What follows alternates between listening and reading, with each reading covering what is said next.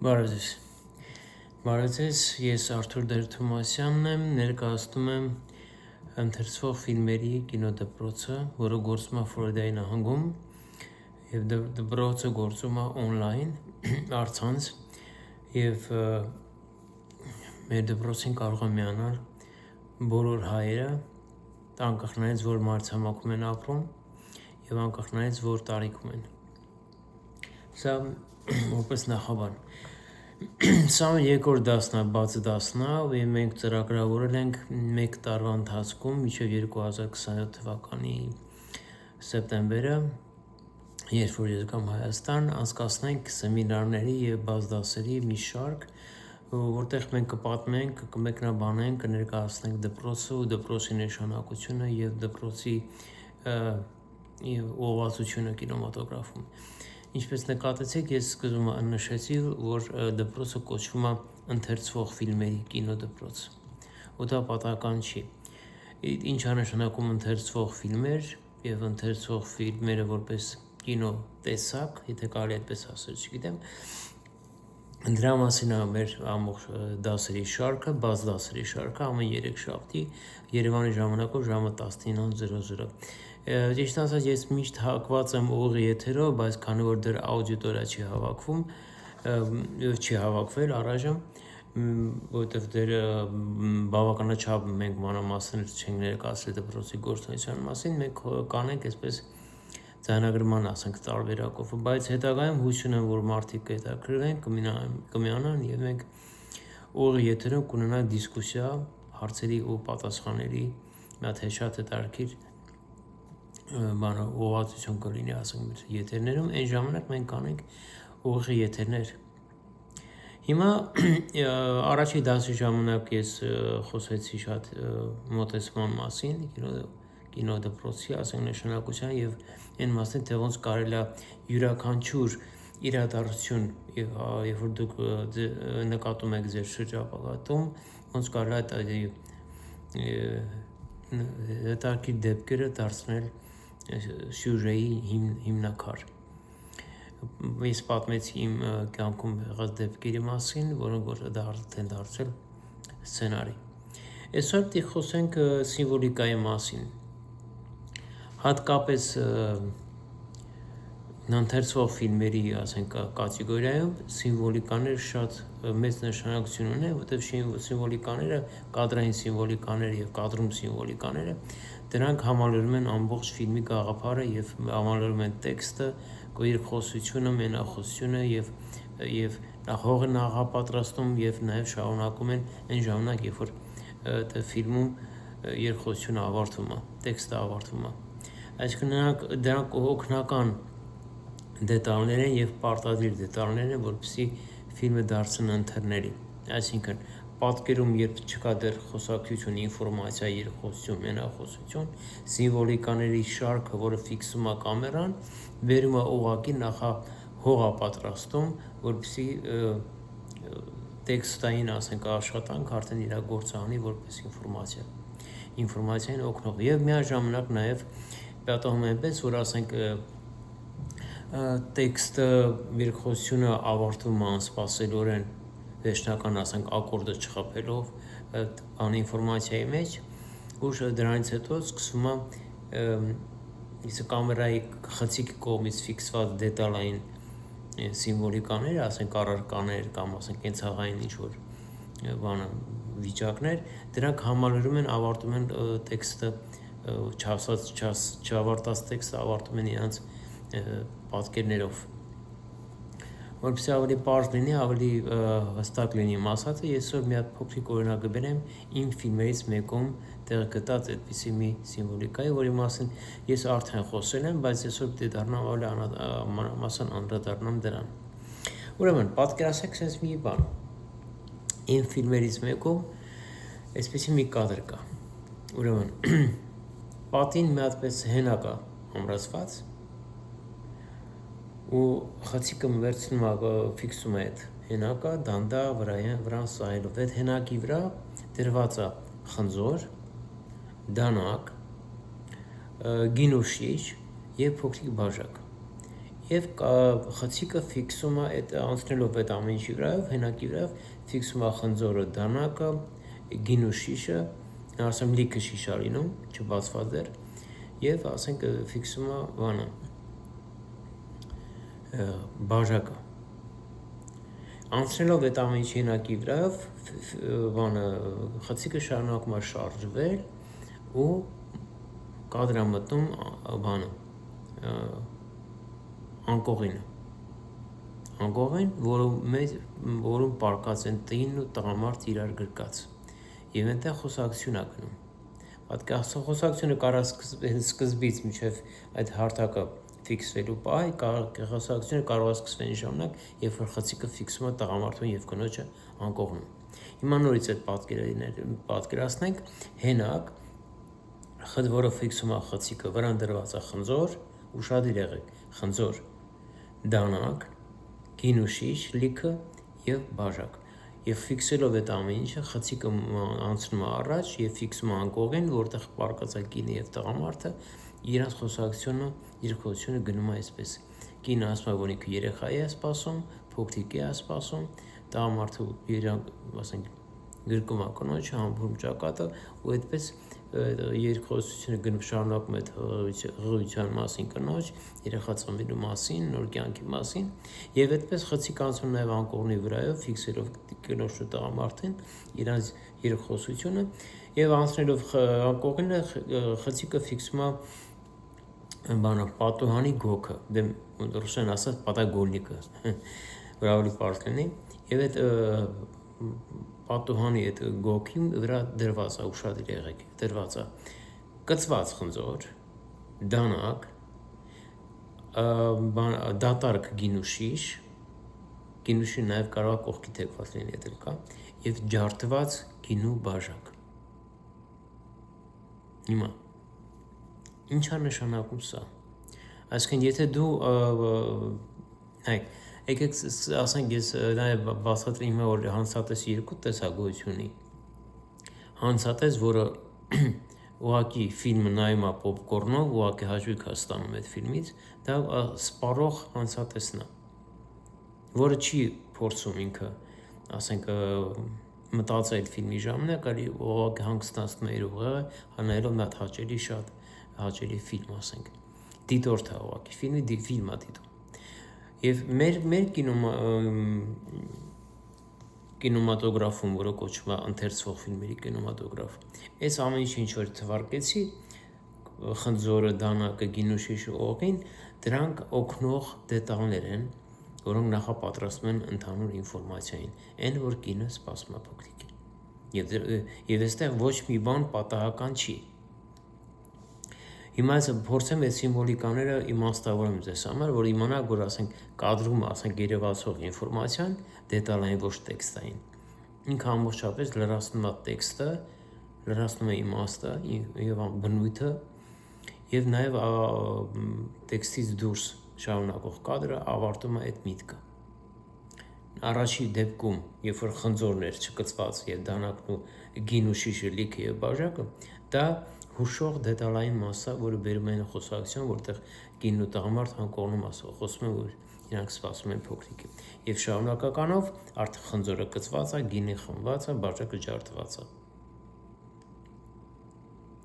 Այստեղ ենթատեքստը ավելի շատ ինչ որտեղ նաեւ մոտիկա 5 տականում բանը Ադամու եւ Եվայի կողմից, ասենք, արգելված պտուղի համտեսում եւ դրախտից արտաքսման։ Այդ սիմվոլիկան, այդ իմաստը ամբողջովին դրված այդ 3 կադրի վրա, որ ձեզ ներկայացրեցի։ Ավելի ճիշտ մի կադրի 3 մասերի վրա։ Ինչ է նշանակում խնձորը, որը դեռ կծված չի։ Նայեք, այստեղ խնձորի եւ դանակի խնդիրը շատ պարզ է։ Խնձոր, որը դեռ համտեսված չի, իսկ Բիբլիայի մեջ արգելված պտուղը դա ուղղակի հարաբերություն են անկողնում։ Չխառնակի թեմա մի քիչ ավելի լայն թեմա է։ Խնձորը, որ դեռ կծված չի, դանակի հետ միասին, որ դեռ պատրաստվում է համտեսել։ գինին եւ դեր գինովությունը արդեն նաեւ հաճույքի սիմվոլիկան է իր բաժակի հետ, որը արդեն նախապատրաստական վիճակ է, այսինքն խնձորը, դանակը, գինին եւ բաժակը նախապատրաստական պատրաստվող ինչ որ գործողության սկիզբն է։ Հետո գալիս է անկողինը, որտեղ կին ու տղամարդն արդեն իր հետ։ Դա արդեն ակտն է, որից հետո խցիկը ֆիքսում է համտեսված խնձորը, այսինքն ինչ որ անկողնում կատարվում է, որը առանց դանակի է արված,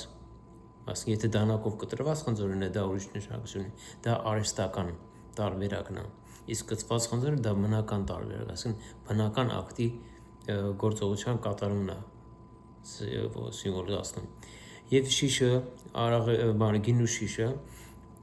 որը սիմվոլիկան է, ասենք եւ վայելքի եւ ջարդված բաժակը, որը ինչի այստեղ երկու տարբերություն կա, չջարդված բաժակը եւ ջարդված բաժակը, այսինքն ջարդված բաժակը արդեն ինչ որ կատարվել է, վերադարձի բան չունի, տարբերակ չունի, բաժակը չի կարելի արժեք լինի, ինքը ջարդված է, ինչ որ բան ջարդված է, որովհետեւ ընդգծեն ջարդված եւ անվերադարձ լինելու հանգամանքը, մենք երկրորդ բանը հատվածում ջարդում ենք բաժակը, որովհետեւ ընդգծենք այդ չվերականգնվելու չվերադարձի սիմվոլիկան։ Ես բնական այս ամբողջապես չեմ պատմելու այս գաղափարի մասին, դա թողնել եմ մեր դասընթացի ընթացքում, երբ որ մենք դպրոց արդեն սկսեցինք գործել եւ ուսանողներին դասավանդենք, այսինքն ինչի մասին ես հիմա խոսում եմ մենակ այդպես հպանցիկ, բայց ավելի մանրամասն քննարկելու առիթ է այդ ամենը։ Այսինքն երեք սիմվոլիկաները չկծված խնձորը, դանակը եւ գինու շիշը լի եւ չջարդված բաժակը, անկողինը, կին ու տղամարդը եւ կծված խնձորը, դանակը եւ դատարկ շիշն ու ջարդված բաժակը, այսինքն առաջինի համեմատ դեպք կա տեղի ունեցել ընթացքային, որը որ չի կարող լինել նախնականի նման լիարժեք, այսինքն կոտրված բաժակը դա արդեն ընդգծում է, որպեսզի որ կատարվել է մի ակտ, որին արդեն էլ վերադարձ չկա նախնականին։ Այսինքն սա կոչվում է ընթերցվող ֆիլմերի կադրային, ասենք, միզանսցենա, որովհետև եթե մարդը նայում է որպես սպառող, նա ուշադրություն չի դարձնի ոչ խնձորի, ոչ կծված խնձորի, ոչ ջարդված բաժակի վրա։ Ուղղակի տպավորություն կստանա ու կանցնի առաջ։ Ընթերցող ֆիլմի հանդիսատեսը ինքը ակամա թե ակամա, եթե ինքը պատրաստ է նման, ասենք, ֆիլմ դիտելու, ինքը ուշադրություն է դարձնում դետալներին, որոնք հուշում են նախնական առումով եւ վերջնական առումով վերջնային ակորդն են դրում, որովհետեւ եթե անկողնում կին ու տղամարդը խոսում են այնց, որ կինը սպասում է փոքրիկի, կինը հղի է, ակորդը արդեն նրա վրա է դրվում, որ ասենք պատահել է մի դեպք, որը անվերադարձ է իր նախնականին, այսինքն բաժակը կոտրված է։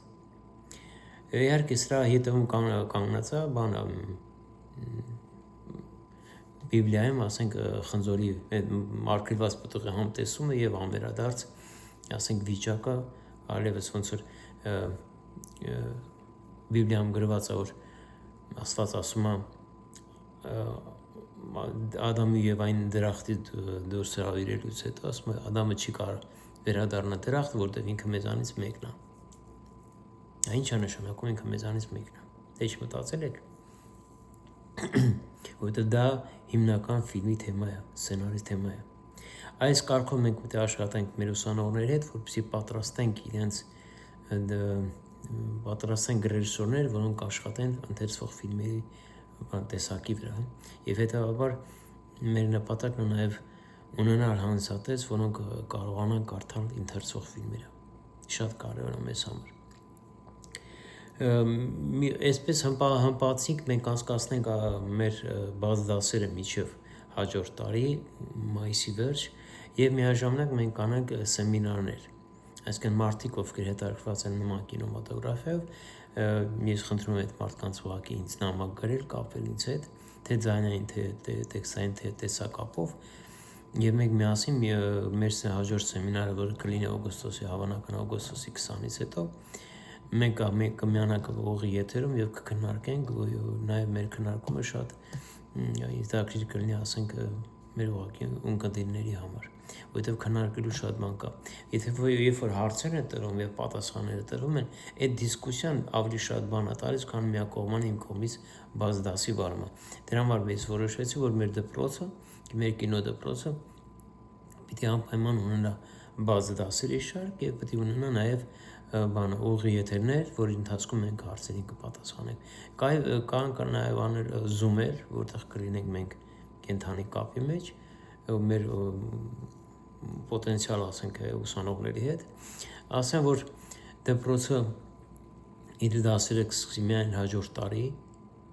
հոկտեմբեր ամսին 27 թվականի, բայց հիմա ես ուղղակի սկսել եմ մի տարի շուտ, որպեսզի բացատրական աշխատանքներով կարողանանք մենք գտնել, հայտնաբերել այն մեր ուսանողներին, ովքեր որ կուզենան այս ժանրում աշխատել, կինո ժանրում աշխատել եւ ֆիլմեր նկարել։ Ես եմ կրկնում, գոյություն ունի սպառող, լավ իմաստով իհարկե, սպառող հանցատես եւ գոյություն ունի հանցատես, որը կարողանում է ընթերցել ֆիլմը կադր առ կադր, դա շատ հետաքրքիր է։ Լավագույն օրինակ ինձ համար Անդրեյ Տարկովսկու «Զոհաբերություն» ֆիլմը, որ ես միշտ օրինակ եմ բերում, որովհետև այդ ֆիլմից է սկսել իմ կինեմատոգրաֆիան։ Եվ նկարանելով 5 ֆիլմ, ես եկել եմ այս զրակացություն, որ կարելի է պատրաստել կինոռեժիսորների մի սերունդ, որը պիտի աշխատի ընթերցող ֆիլմերի ժանրի մեջ։ Եվ հետևաբար այդ ընթերցող ֆիլմերի ժանրում աշխատող ռեժիսորների ֆիլմերը պիտի ունենա հատուկ հանցատես, յուրահատուկ հանցատես։ Ես հանդիպել եմ այդպես մի օրինակի հետ, բայց դրա մասին հետո։ Եվ այսպես ընդհանրացնելով մեր զրույցը, չեմ ուզում շատ զբաղեցնեմ ձեր ժամանակը, ես ուզում եմ մեկ անգամ ևս նշեմ, ինչ է նշանակում ընթերցող ֆիլմի կադր։ Երբ որ դետալային առումով, առարկայական առումով կամ նույնիսկ միզանսցենիկ սիմվոլիկայի առումով կարելի է նախապատրաստել հող ինֆորմացիոն տեքստին կամ տեքստային ինֆորմացիային եւ հետո նորից նույնիսկ ինչ որտեղ չավարտելով ասենք երկխոսությունը կամ մենախոսությունը կադրային առումով, դետալային առումով, սիմվոլիկայի առումով վերջնական ակորդ դնել ինֆորմացիայի վրա։ Ու դա կարող է լինի նաև կադր առ կադր, դա կարող լինի կուլմինացիոն կետում ֆիլմի, դա կարող է լինի ֆիլմի ավարտին, նույնիսկ կարող է լինել հիմք, սկիզբ ֆիլմի, այն նման կադրով կաները, նման ասենք սիմվոլիկաները։ Եվ այս ինչպես գիտեք, կինոյում ոչ մի ավելորդ կադր չկա, բայց կադրը կարող է լինի ընթերցվող կադր, կադրը կարող է լինել պատկերային կադր, ուղղակի էսթետիկ կադր։ Ընթերցվող ֆիլմերի դեպքում դա ասենք սիմվոլիկա է եւ անձամբ շատ է դուր գալիս սիմվոլիկան, որ կենցաղային առարկաների միջոցով, որտեղ եթե մենք ուշադրություն չենք դարձնում դետալի վրա, առարկայական դետալի վրա, բայց ամեն մի մեր կենցաղային առարկան, ափսեն, բաժակը կամ որևէ դետալ, սուրճի բաժակը կամ ասենք գինու շիշը, այդ ամեն ինչը կարող են դառնալ հուշող դետալային մասեր։ Ու մենք մեր դասավանդման ժամանակ հատուկ պիտի ուշադրություն դարձնենք իմաստի եւ իմաստը խորհրդանշող դետալի առարկայի վրա, որը շատ կարևոր է ու շատ հետաքրքիր է, երբ որ գտնում ես իմաստը։ Առաջ եմ հասկանում, ես չեմ ուզում ասենք դասերը երկար տևեն, որ դիտելուց էլ շատ